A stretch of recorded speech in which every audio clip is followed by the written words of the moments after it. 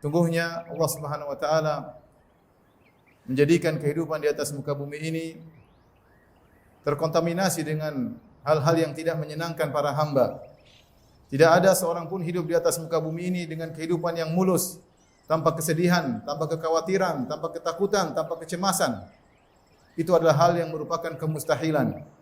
Karena Allah Subhanahu wa taala menjadikan dunia ini adalah darul bala, darul ibtila, tempat untuk menguji manusia sekalian.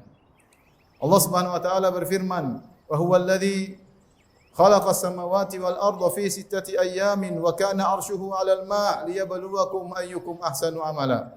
Dan dialah Allah Subhanahu wa taala yang telah menciptakan langit dan bumi. Allah ciptakan langit dan bumi untuk apa? Liyabluwakum ayyukum ahsanu amala. Ini adalah semua sarana untuk menguji kalian mana di antara kalian amalan yang terbaik. Tabarakalladzi biyadihil mulku wa huwa 'ala kulli syai'in qadir. Alladzi khalaqal mauta wal hayata liyabluwakum ayyukum ahsanu amala. Dialah Allah Subhanahu wa taala yang menciptakan kematian, menciptakan kehidupan. Untuk apa? Liyabluwakum ayyukum ahsanu amala. Untuk menguji kalian mana di antara kalian terbaik amalannya. Maka Allahu liyadhurul mu'minina 'ala ma antum 'alaihi hatta yamizal khabitha minat thayyib. Allah tidak akan biarkan kita begini saja. Allah ingin menguji agar Allah mengetahui mana yang baik dan mana yang buruk. Maka Allah liyadharul mu'minin 'ala ma antum 'alaihi. Allah tidak akan biarkan kalian begitu saja. Kalian sudah ngaku beriman, pasti diuji. Ahasiban nasu ayutraku ayyaqulu amanna wa hum la yuftanun. Apakah manusia menyangka mereka dibiarkan berkata kami telah beriman lantas mereka tidak diuji? Sungguh kita semua akan diuji. Oleh karenanya setiap kita pasti pernah diuji, bahkan ada yang sedang diuji. Dan setiap kita akan menuju kepada ujian. Perkara yang menyedihkan, perkara yang menakutkan, yang mengkhawatirkan, semua mengalaminya. Siapa yang ingin hidup tanpa ada itu semua, maka dia hanya mengharapkan kemustahilan. Dia hanya sedang bermimpi dan itu tidak akan mungkin terjadi.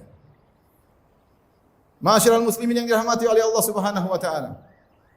Allah telah menegaskan hal ini dalam firman-Nya, laqad khalaqnal insana fi kabad.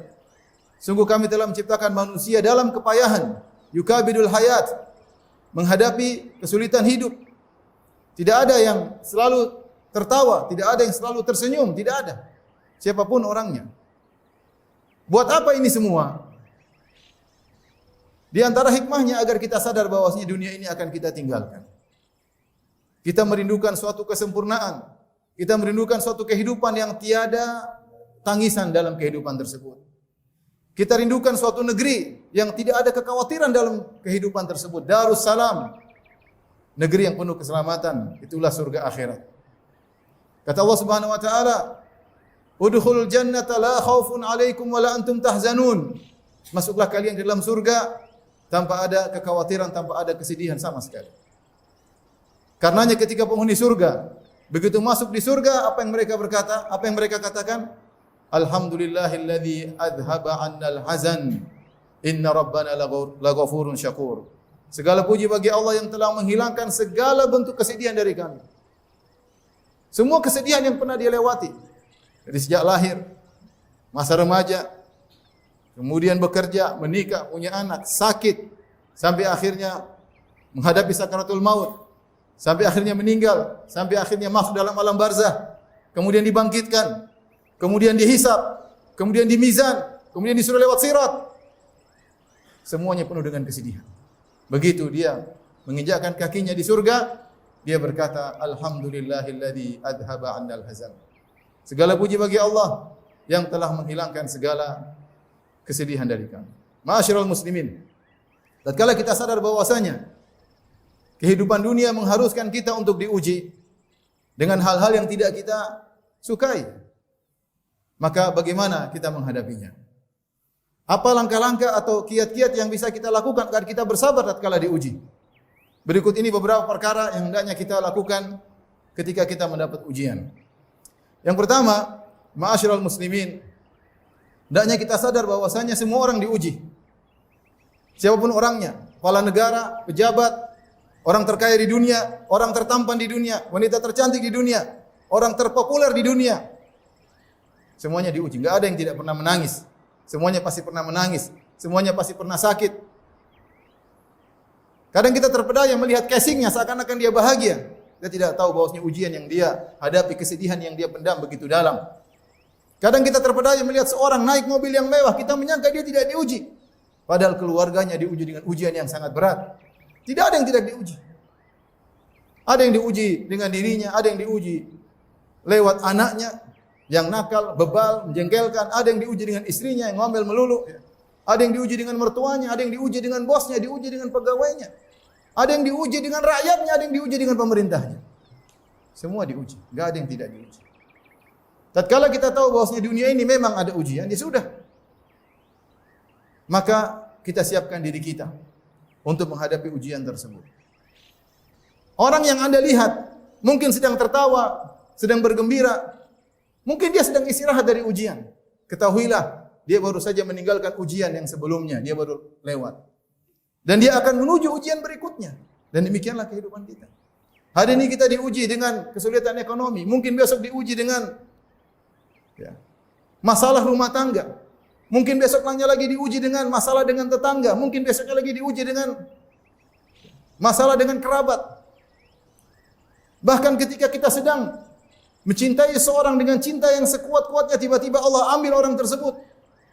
Ujian datang dari arah yang tidak kita duga. Maka seorang menyiapkan diri sehingga ketika dia diuji, dia tahu ini sudah ketentuan Allah Subhanahu wa taala. Sudah tercatat 50.000 tahun di Lauhil Mahfuz sebelum Allah menciptakan langit dan bumi. Dan sekarang terjadi. Ini yang pertama. Yang kedua, ketika kita diuji, hendaknya kita tahu bahwasanya ada orang-orang yang diuji lebih berat daripada kita. Lebih berat daripada kita. Betapapun berat ujian yang kita hadapi, kita cari pasti ada yang lebih berat. Dan lihatlah kepada mereka agar kita bisa lebih tegar. Ketahuilah di sana ada orang-orang yang berat ujiannya sangat berat, jauh daripada apa yang kita rasakan. Jauh apa yang dari Allah berikan kepada kita. Ini akan meringankan beban ujian kita. Di antaranya yang membantu kita untuk bisa menghadapi ujian. Kita yakin bahwasanya sabar adalah ibadah yang sangat agung. Pahalanya sangat besar. Dalil akan hal ini sangat banyak. Makanya kalau saya boleh katakan bahwasanya sabar adalah cara praktis untuk membuat seorang naik ke surga yang sangat tinggi. Cara praktis. Bisa jadi seorang diuji dengan sesaat, mungkin sehari, mungkin seminggu. Tapi dia meraih pahala yang sangat besar yang mungkin tidak dia raih bertahun-tahun dalam ibadah.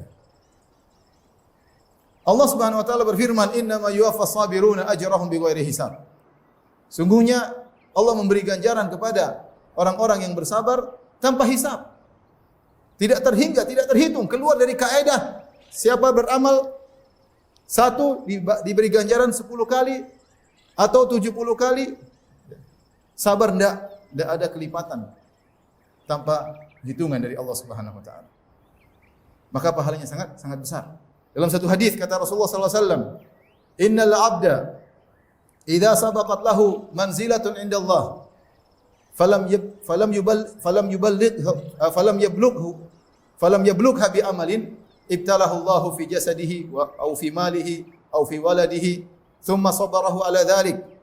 Sungguhnya seorang hamba jika telah tercatat di sisi Allah dia memiliki kedudukan yang tinggi di surga, sementara amalnya tidak bisa mendongkrak dia untuk naik ke kedudukan tersebut, maka Allah akan uji dia. Allah uji dia pada jasadnya, dibuat sakit. Allah uji dia pada hartanya, dibuat ekonominya sulit. Allah uji dia pada anaknya, anaknya mungkin sakit, anaknya mungkin meninggal. Tsumma sabbarahu ala dzalik, kemudian Allah bikin dia menjadi sabar dalam menghadapi itu semua hatta yuballighahu Allah al-manzila allati sabaqat lahu min Allah. Akhirnya dia mencapai derajat tersebut yang telah dicatat oleh Allah Subhanahu wa taala. Ini dalil bahwasanya sabar itu pahalanya sangat besar. Langkah praktis untuk mencapai surga yang tinggi. Yang mungkin seorang sholat malam selama setahun belum tentu sampai pada derajat tersebut. Yang mungkin orang bersedekah dengan sedekah yang banyak belum tentu sampai pada derajat tersebut. Allah kasih ujian. Anda bersabar, langsung grade cepat naik. Makanya orang-orang yang termulia, Allah uji mereka. Karena Allah suka mereka melakukan ibadah sabar. Asyadun nasi bala'an al-anbiya. Orang yang paling berat ujiannya adalah para nabi. tsumma salihun, kemudian orang-orang saleh, tsumal amsal fal amsal, kemudian selanjutnya dan selanjutnya. Yubtala rajulu ala qadri imanihi, sesungguhnya seorang diuji berdasarkan kadar keimanannya.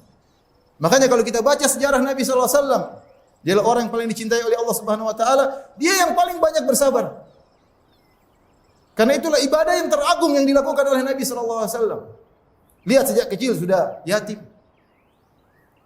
Kemudian remaja mengembalakan kambing, hidup dalam kemiskinan, bantu pamannya. Kemudian ketika diangkat menjadi seorang nabi, dimusuhi oleh keluarganya, dimusuhi oleh pamannya Abu Lahab. Dimaki-maki oleh kerabatnya. Diusir dari kaumnya. Dijuluki dengan julukan yang bermacam-macam. Dilempari sampai berdarah. Hendak dibunuh oleh banyak orang. Dibuat sayembara, siapa yang bisa bunuh Muhammad dapat 100 ekor onta. Orang-orang berlomba ingin membunuhnya. Sallallahu alaihi wasallam. Anaknya 7, 6 orang meninggal dalam kehidupannya. Melakukan peperangan yang sangat banyak, ingin dibunuh, digempur oleh Persia, Romawi, Yahudi, munafikin. Banyak sekali ujian yang dihadapi oleh Nabi sallallahu alaihi wasallam. Kalau kita baca sirah Nabi, tidak ada satu tahapan sesi kehidupan Nabi kecuali diuji dan Nabi bersabar. Makanya saya bilang, sabar adalah ibadah yang sangat agung. Maka ketika Anda diuji, bersabarlah. Sungguhnya Anda sedang meraih ibadah yang sangat agung, meraih pahala yang sangat agung yang mungkin tidak bisa Anda raih dengan sedekah Anda, dengan infak Anda, dengan salat malam Anda, dengan puasa sunnah Anda. Sekarang Allah sedang berikan sarana untuk beribadah dengan sebaik-baiknya. Di antara hal yang membantu kita untuk bisa bersabar,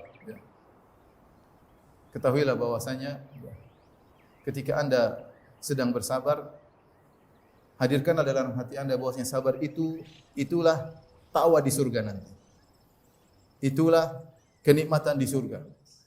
Kenikmatan di surga. Anda sekarang bersabar, sakit hati, pedih, marah Anda tahan. Sedih, memberontak Anda tahan. Ingin rasanya berteriak Anda tahan. Itulah semua kebahagiaan. Nanti berubah jadi kebahagiaan. Tapi kalau Anda marah, tidak jadi kebahagiaan di akhirat. Kalau saya boleh katakan, kesabaran Anda itulah bidadari di surga. Dalam satu hadis kata Nabi sallallahu alaihi wasallam, "Man kadzaba ghaidhan wa huwa yaqdiru ala an yunafidhahu da'ahu Allah yaumal qiyamah hatta yukhayyirahu min ayil huri sya'a." Barang siapa yang meredam amarahnya, dia bersabar. Harusnya dia bisa lampiaskan amarahnya, dia bersabar. Padahal dia mampu untuk melampiaskannya, maka Allah akan panggil dia, da'ahullahu yaumal qiyamah ala ru'usil khalaik. Allah panggil dia di hadapan manusia yang banyak sampai Allah suruh dia pilih bidadari mana yang dia sukai. Sakit memang kalau kita sedang dizalimi. Sakit kalau kita kehilangan orang yang kita cintai. Sakit ketika kita dihina, dikatakan yang tidak-tidak. Sakit ketika kita direndahkan, tapi sabar. Ini semua akan jadi kenikmatan. Sabar. Ini semua akan menjadi bidadari yang akan menemani kita di akhirat. Ini semua akan menjadi amal soleh yang menemani kita dalam alam barzakh. Sabar. Jangan kita emosi. Jangan kita lampiaskan kemarahan kita. Sabar. Di antara hal yang bisa membantu kita untuk bersabar, bahwasanya siapa yang bersabar, Allah akan beri solusi kepada dia dengan cara Allah Subhanahu wa taala. Dengan cara Allah Subhanahu wa taala. Ya, sebagaimana disebutkan oleh Al-Alusi dalam tafsirnya ketika menafsirkan firman Allah Subhanahu wa taala, ya.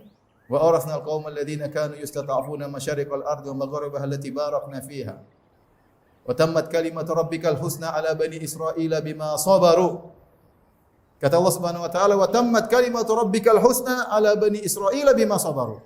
Maka telah sempurnalah janji Allah Subhanahu wa taala terhadap Bani Israel, yaitu Allah selamatkan mereka dari cengkeraman Fir'aun yang sebelumnya mereka diperbudak, dibunuh, disiksa. Allah selamatkan mereka. Kenapa? Kata Allah, bima sabaru. Karena mereka bersabar. Sehingga Al-Alusi rahimahullah menyatakan yang maknanya siapa yang bersabar, Allah akan berikan dia solusi dengan cara Allah Subhanahu wa taala. Tapi kalau Anda tidak bersabar, cari jalan sendiri. Dan ini praktekkan dalam kehidupan kita sehari-hari. Kita diuji dengan ujian yang banyak. Ya, diuji mungkin dengan anak kita, diuji dengan istri kita, diuji dengan suami kita, diuji dengan bos kita. Hadapi dengan sabar, sesuai dengan syariat. Allah akan kasih solusi dengan cara Allah Subhanahu wa taala. Tapi kalau Anda misalnya bermasalah dengan keluarga, terus Anda mulai emosi, tidak ada solusi. Kalaupun ada solusi tidak seindah yang Allah kasih. Kalau Allah yang kasih solusi, maka tentu solusi yang terindah. Maka sabar akan mendatangkan solusi dari Allah Subhanahu wa taala. Ibnu Taimiyah rahimahullah taala pernah menyampaikan satu nasihat. Ketika ada orang mendolimi Anda, ada dua pilihan. Misalnya Anda dituduh tidak-tidak, Anda dikatakan yang tidak-tidak, dizolimi.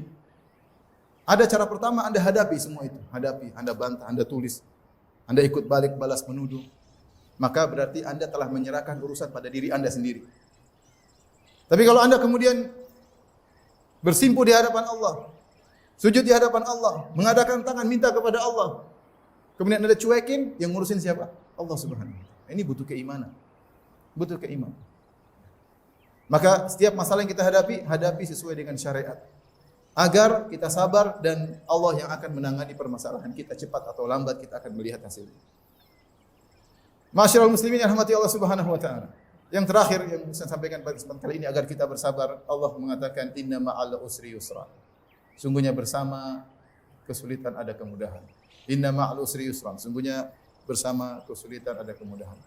Setiap kita menghadapi kesulitan, tengoklah kondisi kita, pasti ada kemudahan bersama dengan kesulitan tersebut. Sebagai contoh misalnya seorang, dia mungkin naik mobil bersama keluarganya, tahu-tahu terjadi kecelakaan. Ya mungkin mobilnya rusak, tapi dia lihat dirinya masih selamat, alhamdulillah ada kemudahan.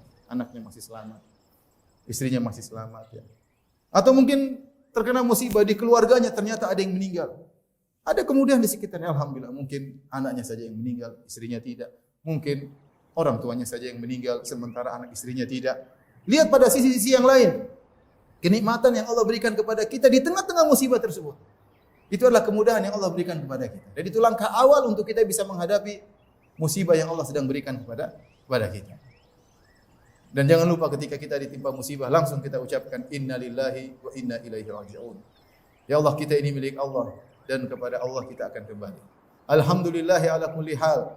Segala puji bagi Allah atas segala keputusannya, atas segala kondisinya.